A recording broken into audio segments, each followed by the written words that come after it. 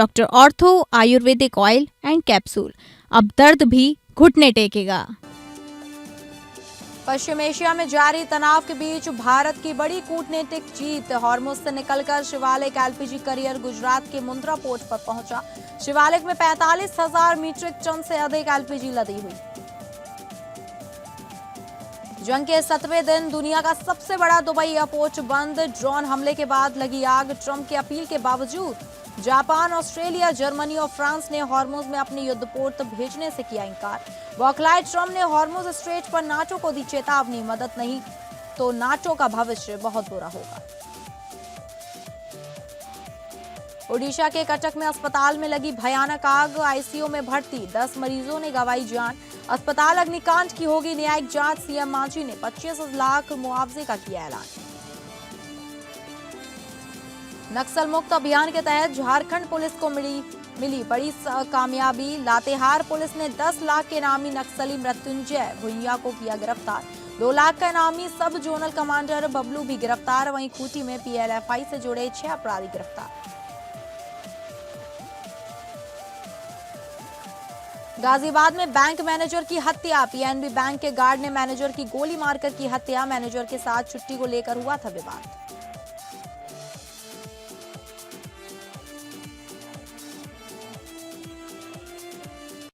नमस्कार, आप सभी का स्वागत है और मैं हूं आपके साथ अंकिता सिंह। बुलेटिन की शुरुआत करेंगे जहां पश्चिम एशिया में जारी तनाव के बीच भारत के लिए राहत भरी खबर सामने आई है। भारतीय ध्वज वाला LPG tanker Shivalik LPG career Gujarat के मुंद्रा पोर्ट पर पहुंच गया है। यह जहाज युद्ध प्रभावित स्ट्रेट ऑफ हॉर्मुज से सुरक्षित निकलकर भारत की ओर रवाना हुआ था और इसमें 45,000 मीट्रिक टन से अधिक एलपीजी लदी हुई है। माना जा रहा है कि इससे देश में चल रही एलपीजी आपूर्ति की किल्लत को कम करने में मदद मिलेगी। क्षेत्र में ईरान इजराइल कॉन्फ्लिक्ट के कारण स्ट्रेट ऑफ हॉर्मुज में कई जहाज फंसे हुए थे। भारत सरकार के लगातार कूटनीतिक प्रयासों के बाद 2 भारतीय एलपीजी जहाजों को वहां से निकलने की अनुमति मिली। इनमें से पहला जहाज शिवालिक अब मुंद्रा बंदरगाह पर पहुंचने वाला है। वहीं दूसरा जहाज नंदा देवी 17 मार्च को कांडला बंदरगाह पर पहुंचेगा।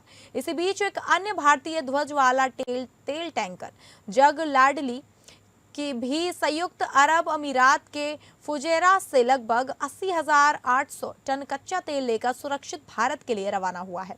सरकार ने बताया कि क्षेत्र में मौजूद भारतीय जहाजों और नाविकों की सुरक्षा पर लगातार नजर रखी जा रही है और समुद्री व्यापार तथा ऊर्जा आपूर्ति को सुचारू बनाए रखने के लिए संबंधित मंत्रालय और एजेंसियां समन्वय कर रही हैं।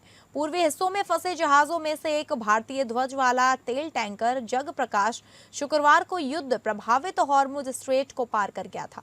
यह जहाज ओमान के सोहर बंदरगाह से पेट्रोल लेकर अफ्रीका के तंजानिया स्थित टांगा बंदरगाह की ओर जा रहा है और 21 मार्च को वहां पहुंचने की उम्मीद है।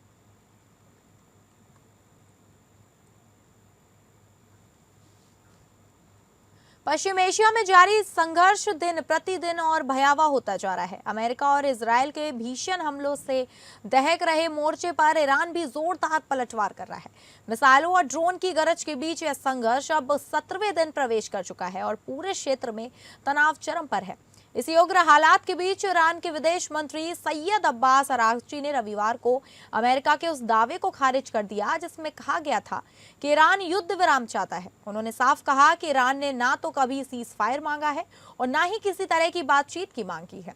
ट्रंप ने नाटो को तगड़ी वार्निंग देते हुए एक इंटरव्यू में कहा कि अगर नाटो के सहयोगी देश ईरान के मामले में और खासकर हॉर्मुज स्ट्रेट खेलने में अमेरिका की मदद नहीं करते तो नाटो का बहुत बुरा भविष्य होगा। ट्रंप ने कहा अगर कोई रिस्पांस नहीं आया या नेगेटिव रिस्पांस आया तो नाटो के फ्यूचर के लिए बहुत बुरा होगा। उन्होंने यूक्रेन में नाटो की मदद का हवाला दिया कि अमेरिका ने यूक्रेन को रूस के खिलाफ सपोर्ट किया। अब मदद की बारी उनकी है। दुबई मीडिया ऑफिस के मुताबिक शहर के अंतर्राष्ट्रीय एयरपोर्ट के पास एक ईंधन टैंक के पास लगी आग लग गई।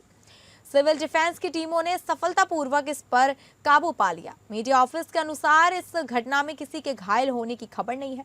वहीं दुबई सिविल एविएशन अथॉरिटी ने बताया कि यात्रियों और कर्मचारियों की सुरक्षा को ध्यान में रखते हुए एहतियात के तौर पर एयरपोर्ट पर उड़ानों और अस्थायी रूप से रोक दिया गया है। अमेरिका और इजराइल अमेरिका और ईरान के बीच जारी युद्ध में ईरानी धमकियों के मद्देनजर डोनाल्ड ट्रंप ने सहयोगी देशों से हॉर्मुज स्ट्रेट की सुरक्षा के लिए युद्धपोत भेजने की अपील की। दुनिया के 20% तेल की आवाजाही के लिए जरूरी इस समुद्री रूट को लेकर अमेरिकी राष्ट्रपति आर पार के मूड में है और बड़ा बयान देते हुए कहा कि ये देखना दिलचस्प होगा कि कौन से देश हमारे अनुरोध को ठुकराते हैं और हमारी मदद के लिए युद्धपोत नहीं भेजता है।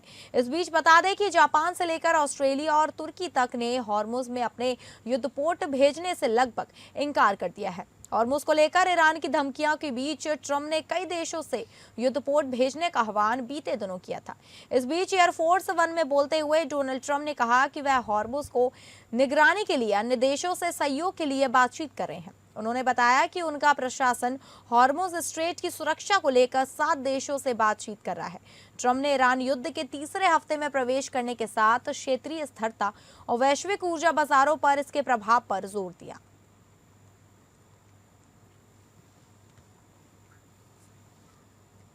झारखंड विधानसभा के बजट सत्र के 15वें दिन भी विपक्ष और पक्ष के बीच हंगामे की स्थिति देखने को मिली।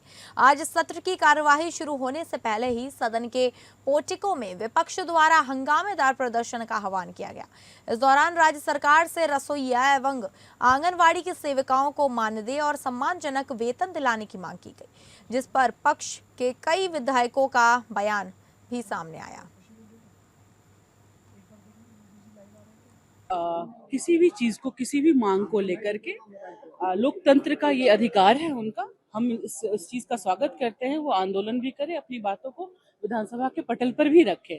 और निश्चित रूप से हमारी सरकार बहुत ही संवेदनशील है। हम लोग काम कर रहे हैं। जहां तक आंगनबाड़ी सेविकाओं का या फिर रसोईया जो दीदी हैं उनका मामला है, और ये हम लोग विधानसभा में इन्हीं सब मुद्दों को लेकर के आते हैं, तो ये बहुत स्वागतकारी है। आप आंदोलन कीजिए, अपनी बातों को पटल पे रखिए। लोकतंत्र का ये अधिकार है और ये स्वागत योग्य है। और हमारे जो मुख्यमंत्री जी हैं, हमारा विभाग है, ये सब लोग हम लोग काम कर रहे हैं। तो बहुत झारखंड विधानसभा में भू राजस्व विभाग में घोटाले को लेकर विपक्ष द्वारा आज भी जोरदार सवाल उठाया जा रहा है। इस क्रम में हटिया विधायक एवं बीजेपी के मुख्य सचेतक नवीन जायसवाल ने सदन के पटल में अपनी बात रखते हुए सीओ द्वारा की जा रही गड़बड़ी पर नाराजगी जताई। तो वहीं उन्होंने पत्रकारों से बातचीत में राज्य सरकार का बड़ा आरोप लगाया है, जिसके जवाब में विभागीय मंत्री दीपक बिरोइया ने भी आरोपों पर प्रतिक्रिया दी। क्या काम हुआ है? भू राजस्व में एक ही काम हुआ है, इन लोगों ने छूट दे दी है सीओ को लूटने का, इन लोगों ने छूट दे दी है एलआरडीसी को लूटने का। तो आज आम जनता, चाहे गांव हो चाहे शहर हो, आप जाकर फीडबैक ग्रामीण से लीजिए, शहरी क्षेत्र के लोगों से लीजिए। मैंने सत्र के अंदर ये कहा कि जानबूझकर जो खतियानी जमीन है, जब मैनुअल में सही था 14-15 तक मैनुअल रसीद कटता था, और रैयतों का ऑनलाइन में पिता का नाम चेंज कर दिया, 10 एकड़ जमीन है तो 1 एकड़ कर दिया, प्लॉट नंबर चेंज कर दिया, खाता नंबर चेंज कर दिया, और उसको जो ड्यूटी सरकार की है, सीओ की है, उसको सुधारने का, उसके एवज में पैसा लोग मांग रहे हैं। और मैंने सुझाव दिया कि आप हर एक पंचायत में कैंप लगा करके इसको सुधार करा दीजिए, लेकिन इनको छूट देना है लूटने का। इसलिए कि एक एक ट्रांसफर पोस्टिंग का जो खेल हो रहा है ये सरकार में, ये आपसे छुपा हुआ नहीं है। आम जनता त्रस्त है और सदन के अंदर भी उनके विधायक के द्वारा लाया हुआ प्रश्न का भी ये लोग समाधान नहीं निकाल रहे हैं। राजस्थान के जालोर में श्री रत्नेश्वर महादेव मंदिर में आयोजित समारोह में सीएम योगी शामिल हुए। इस दौरान सीएम योगी ने विपक्ष पर जमकर निशाना साधा। सीएम योगी ने कहा कि पहले की सरकारों ने बांटने में विश्वास किया, परिणाम था हम आपस में बटे, जाति के नाम पर बटे, क्षेत्र के नाम पर बटे, भाषा के नाम पर बटे। जाति, क्षेत्र और भाषा का यह विभाजन देश को कमजोर कर रहा था। कहीं कश्मीर की समस्या थी, कहीं पर अन्य समस्याएं थी। नक्सलवाद की समस्या अलग थी, भाषाई विवाद अलग थे। जातीय संघर्ष अलग था, अराजकता का तांडव होता था, शासन की सुविधा का लाभ गरीबों को नहीं मिल पाता था, दलितों वंचितों को नहीं मिल पाता था, अति पिछड़ी जातियां उससे वंचित रह जाती थी। मुख्यमंत्री योगी ने कहा कि केंद्र में पीएम मोदी की सरकार बनी तो उन्होंने देश को एक स्वर में जोड़ने का काम किया, कश्मीर की समस्या का समाधान निकाला, नक्सलवाद की समस्या का समाधान निकाला, गरीबों को उनका अधिकार दिलाया, हर प्रकार की सुविधा उन तक पहुंचाने का काम बिना भेदभाव के किया। पहले की सरकारों ने बांटने में विश्वास किया, परिणाम था हम आपस में बटे थे, जाति के नाम पर बटे थे, क्षेत्र के नाम पर बटे थे, भाषा के नाम पर बटे थे। जाति, क्षेत्र और भाषा का विभाजन देश को कमजोर कर रहा था। कहीं कश्मीर की समस्या थी, कहीं पे अन्य समस्याएं थी, नक्सलवाद की समस्या अलग थी, भाषाई विवाद अलग थे, जातीय संघर्ष अलग था, अराजकता का तांडव होता था, शासन की सुविधा का लाभ गरीबों को नहीं मिल पाता था, दलितों वंचितों को नहीं मिल पाता था, अति पिछड़ी जातियां उससे वंचित रह जाती थी। मोदी जी आए, उन्होंने देश को एक स्वर में जोड़ने का काम किया, कश्मीर की समस्या का समाधान निकाला, नक्सलवाद की समस्या का समाधान निकाला, गरीबों को उनका अधिकार दिलाया, हर प्रकार की सुविधा उन तक पहुंचाने का काम बिना भेदभाव के किया। काशीराम की जयंती पर समाजवादी पार्टी के अध्यक्ष अखिलेश यादव ने उन्हें श्रद्धांजलि दी। इस मौके पर अखिलेश यादव ने कहा कि मान्यवर काशीराम जी और समाजवादी पार्टी ने एक समय में मिलकर देश को नई दिशा दी थी और भारतीय जनता पार्टी को हरा दिया था। उसके बाद भाजपा अपने हर कार्यक्रम में बाबा साहब की तस्वीर ले आई। नंबर 2 जो लखनऊ का है, क्योंकि वो चुनाव लड़ता है, बीजेपी को मौका मिल गया। इतने सिलेंडर नहीं पकड़ेंगे जितने आप बता रहे हो। आप बीजेपी की संख्या मत बताइए, भरे कितने थे, खाली कितने थे, आपको नहीं पता होंगे। नहीं सर, सीज अगर हुए तो आपको ये भी तो जानकारी करनी चाहिए, तो भरे कितने थे, खाली कितने थे। ये बीजेपी जानबूझ करके कराती है, बीजेपी जानबूझ करके कराती है और दूसरे को बदनाम करती है। बीजेपी के पास एक टीम है जिसको पैसे देते हैं ये लोग बदनाम करने के लिए, और करते करते बदनाम अब बीजेपी के अधिकारी बीजेपी को ही परेशान कर रहे हैं। बताइए, बदनाम कर रहे हैं। कोई ब्राह्मण समाज के बारे में ऐसा लिख सकता है? बताइए आप। हमारे डिप्टी सीएम कह रहे थे कि पूज्य शंकराचार्य जब आएंगे तो हम दंडवत होकर के माफी मांगेंगे। अब बताइए, दंडवत भी नहीं हुए, पूज्य शंकराचार्य आगे चले गए, किसी को ही सम्मान में उनके नहीं पहुंचा। बताओ कितना बड़ा सनातन अधर्म किया इन्होंने। और समाजवादी पार्टी ने एक समय पर मिलकर के देश को एक नई दिशा दी थी। आपको याद होगा, नेताजी और उस समय बहुजन समाज पार्टी के नेता काशीराम जी ने मिलकर के भारतीय जनता पार्टी का मुकाबला किया था। गाजियाबाद के लोनी बॉर्डर थाना क्षेत्र के बलराम नगर इलाके में मौजूद पंजाब एंड सिंध बैंक के मैनेजर को बैंक गार्ड ने गोली मारकर हत्या कर दी। मैनेजर की छाती में गोली लगी, जिसके बाद इलाज के दौरान अस्पताल में बैंक मैनेजर की मौत हो गई। गार्ड मौके से फरार हो गया। बताया जा रहा है कि छुट्टी को लेकर विवाद हुआ था। दरअसल 16 मार्च को दोपहर 1:45 पर बैंक गार्ड रविंद्र हुड्डा ने बैंक के अंदर मौजूद बैंक मैनेजर अभिषेक शर्मा को गोली मार दी। मौके पर मौजूद लोगों ने बताया कि बैंक मैनेजर के छाती में गोली लगी थी, जिन्हें बाइक पर बैठकर अस्पताल ले जाया गया है। बैंक के बाहर मौजूद लोगों ने बताया कि बैंक के अंदर से गार्ड बाहर आया, उसके हाथ में बंदूक थी। वहीं सीसीटीवी भी सामने आया है, जिसमें गार्ड भागता नजर आ रहा है। उसके बाद बैंक के अंदर से मैनेजर को लाया गया और अस्पताल में भर्ती कराया गया। उपचार के दौरान दिल्ली के जीटीवी अस्पताल में बैंक मैनेजर अभिषेक शर्मा की मौत हो गई। मैनेजर अभिषेक शर्मा की उम्र 36 साल थी। बैंक का गार्ड रविंद्र हुड्डा बागपत का रहने वाला है, जो एक्स आर्मी मैन रहा। गार्ड का काफी दिनों से मैनेजर से छुट्टी मांगने को लेकर विवाद चल रहा था। पूर्व में भी इन दोनों का विवाद हुआ था और आज गार्ड ड्यूटी पर नहीं आया, जिसके बाद मैनेजर ने उसे बैंक बुलाया। फिर दोनों के बीच कहासुनी हो गई, जिसे लेकर गार्ड और मैनेजर के बीच विवाद के चलते घटना को अंजाम दिया गया। गार्ड मौके से फरार है, जिसकी तलाश के लिए टीम लगाई गई है और जल्द ही आरोपी को गिरफ्तार कर लिया जाएगा। बंदूक यहाँ पर जमा थी और वो बंदूक को वहाँ से वापस लेकर के फिर उनसे बातचीत की उसी दौरान। सर कितने लोग थे साथ में? अभी तो उसी का नाम आया प्रकाश है, बाकी हम लोग और छानबीन कर रहे हैं और अगर कोई इसमें होगा तो उसका भी। सर क्या कुछ वजह रही? सर मैंने आपको बताया कि उनसे कुछ खास नहीं, उसी दौरान उसे दोबारा भी कराएंगे। अब बाकी यदि छानबीन के दौरान पता चलेगा हम लोग छानबीन करेंगे और दिक्कत होगा तो आपको बताएंगे।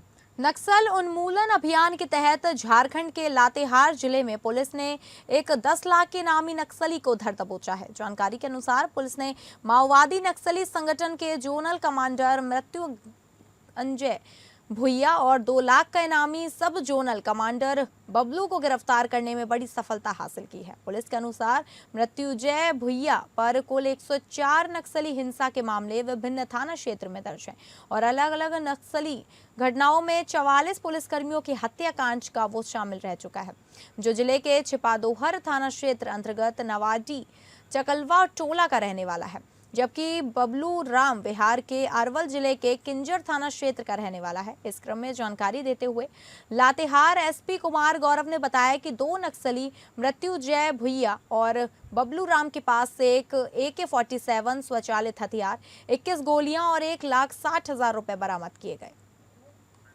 खूंटी जिले में नक्सलवाद के विरोध चलिए जा रहे अभियान के तहत पुलिस ने गुप्त सूचना के आधार पर एक बड़ी कार्रवाई को अंजाम दिया है। इस अभियान में प्रतिबंधित संगठन PLFI से जुड़े 6 आरोपियों को गिरफ्तार कर उनके पास से हथियार भी बरामद कर लिए गए हैं, साथ ही लेवी की रकम भी बरामद कर ली गई है। पुलिस के अनुसार सभी अपराधी किसी बड़ी वारदात को अंजाम देने की साजिश रच चुके थे, जिसकी सूचना मिलने पर पुलिस ने खूंटी थाना क्षेत्र में तजना नदी के पास नहर किनारे उन अपराधी को गिरफ्तार किया, जिन्हें अनुमंडल पुलिस पदाधिकारी के नेतृत्व में छापेमारी के दौरान पकड़ा गया।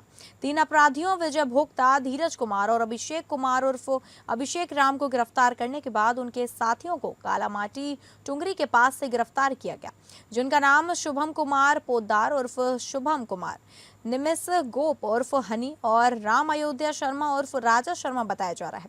गिरफ्तार अपराधियों की तलाशी में कई मोबाइल फोन, दूसरे लोगों के नाम से खरीदे गए मोबाइल की रसीद, देसी पिस्टल, जिंदा गोली, PLFI संगठन के पर्चे, लेवी वसूली का हिसाब लिखा नोटबुक, ठेकेदारों और व्यवसायियों की सूची, bank passbook, chequebook, ATM card और जमीन खरीद बिक्री से जुड़े दस्तावेज बरामद किए गए।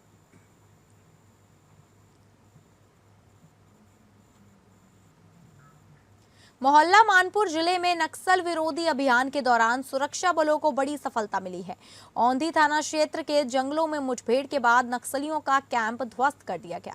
जानकारी के अनुसार बड़े आम पहली और छोटे आम पहली के घने जंगलों में सुरक्षा बलों और नक्सलियों के बीच जबरदस्त मुठभेड़ हुई। सुरक्षा बलों की कार्रवाई के दौरान नक्सली कैंप छोड़कर जंगल की आड़ लेकर फरार हो गए। मौके से एक इंसास राइफल और नक्सलियों के दैनिक उपयोग का भारी मात्रा में सामान बरामद किया गया है। बताया जा रहा है कि यहां RKB डिवीजन कमेटी के नक्सली कैंप लगाकर ठहरे हुए थे। जवानों की दबिश के बाद दोपहर करीब 3 बजे नक्सली अपना सामान छोड़कर भाग निकले। फिलहाल पूरे इलाके में सुरक्षा बलों द्वारा सर्चिंग तेज कर दी गई है।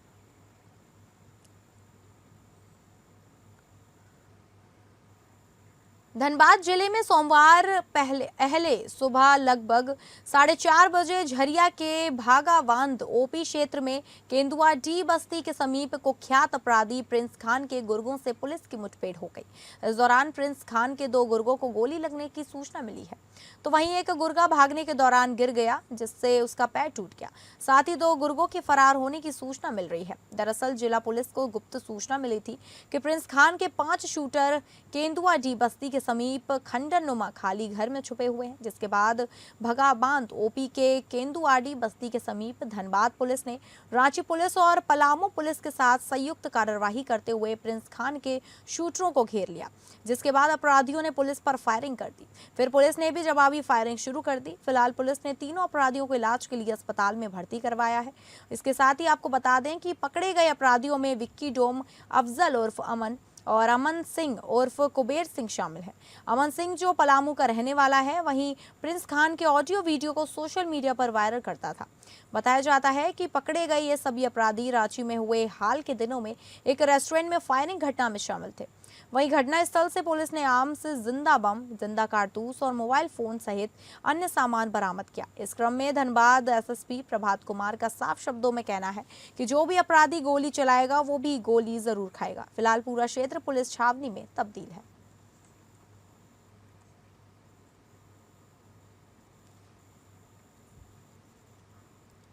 लखनऊ के जनेश्वर मिश्र पार्क के पास भीषण सड़क हादसे में एक युवक की मौत हो गई। बताया जा रहा है कि तेज रफ्तार बाइकों के बीच जोरदार भिड़ंत हो गई। हादसे में बिजली विभाग के सहायक अभियंता के बेटे नैतिक की जान चली गई। जानकारी के अनुसार नैतिक अपने बाइकर्स ग्रुप के साथ स्टंट कर रहा था। इसी दौरान अचानक दो बाइकों की आमने सामने टक्कर हो गई। 100 की रफ्तार से बाइक पर स्टंट करते वक्त हादसा हो गया, जिसमें गोमती नगर के विशेष खंड निवासी 17 वर्षीय नैतिक कुमार इंटर के छात्र की मौत हो गई। दूसरी स्पोर्ट्स बाइक से उसका साथी आदित्य श्रीवास्तव भी था। घटना के दौरान आदित्य ने अपनी बाइक पर लगी 360 डिग्री कैमरे से वीडियो रिकॉर्ड किया। इस वीडियो में नैतिक तेज रफ्तार में बाइक दौड़ाकर उस पर खड़े होकर स्टंट कर रहा था। इस दौरान सामने से स्कूटी से उसकी बाइक टकराई। नैतिक 50 मीटर दूर तक पलटता चला गया। हादसे में स्कूटी सवार कृष्ण और लव शर्मा भी घायल हुए। दोनों क्रिकेट खेलकर घर लौट रहे थे। दूसरी बाइक पर सवार आदित्य भी डिवाइडर से टकराकर घायल हुआ। पुलिस ने सभी घायलों को अस्पताल भेजा, जहां नैतिक को मृत घोषित कर दिया।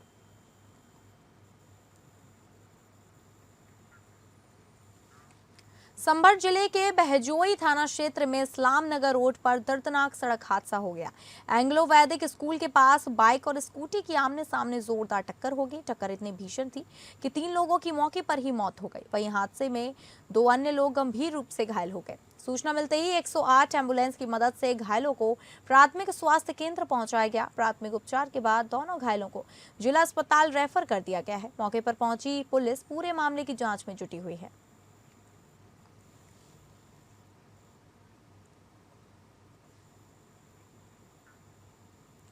यूपी की राजधानी लखनऊ में माध्यमिक शिक्षा परिषद उत्तर प्रदेश प्रयागराज द्वारा शैक्षणिक सत्र 2026-27 के लिए अधिकृत पाठ्य पुस्तकों के संबंध में प्रेस वार्ता का आयोजन किया गया। इस प्रेस वार्ता में नए शैक्षणिक सत्र जो अप्रैल से शुरू होने वाला है उसे लेकर विस्तार से चर्चा की गई।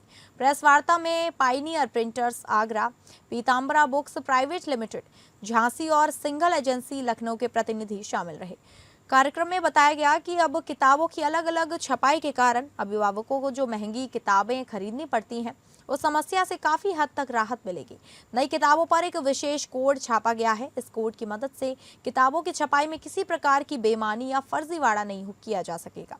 ये भी बताया गया कि किताबें सरकारी स्कूलों, प्राइवेट स्कूलों और एडेड स्कूलों में भी मान्य होंगी और आगामी सत्र से इन्हीं किताबों का उपयोग किया जाएगा। इससे छात्रों और अभिभावकों को एक समान और उचित मूल्य पर पुस्तकें उपलब्ध हो सकेंगी। लोगों द्वारा ये भ्रम फैलाया जा रहा है कि प्रीवियस ईयर्स में क्या होता था, सरकारी किताबें समय से नहीं आ पाती थी, तो जो स्कूल संचालकों को जो किताबें उपलब्ध होती थी वो उसमें से चयन करके लगा देते थे। वो किताबें इन किताबों की अपेक्षा बहुत अधिक मूल्य की होती थी। अब जो प्रकाशक इतने साल से सप्लाई कर रहे हैं, किताबें जो कर रहे हैं, तो वो उनके द्वारा ये फैलाया जा रहा है कि इसमें किताबें अभी भी वही चलेंगी, प्राइवेट किताबें, इसमें कोई रोक नहीं है। जबकि जैसा मैंने आपको बताया, अधिनियम ये बोर्ड को पावर देता है कि बोर्ड के द्वारा प्रकाशित किताबें ही स्कूल में चलेगी। अब हम लोगों ने भी किताबें बोर्ड से अनुबंध करके छापा है, सब चीज़ इन्वेस्ट करा है और किताबें उपलब्ध भी करा दी गई हैं। तो यही, क्योंकि लॉ भी ये कह रही है, कोर्ट ने भी इस चीज़ को अपील किया है कि बोर्ड की पावर्स में कोई उन्होंने इंटरफेयर करने से मना कर दिया, तो यही किताबें स्कूल में चलाई जाएंगी। इसका जो भ्रम की स्थिति फैली हुई है वो दूर हो, सरकार भी अपनी तरफ से इस चीज़ को इन्फोर्स करे, ये और जन सामान्य को भी पता हो कि ये किताबें जो अधिकृत किताबें हैं ये मूल्य में बहुत कम है, क्वालिटी में अच्छी है और इजीली अवेलेबल है। तो फिलहाल इस बुलेटिन में इतना ही। नमस्कार।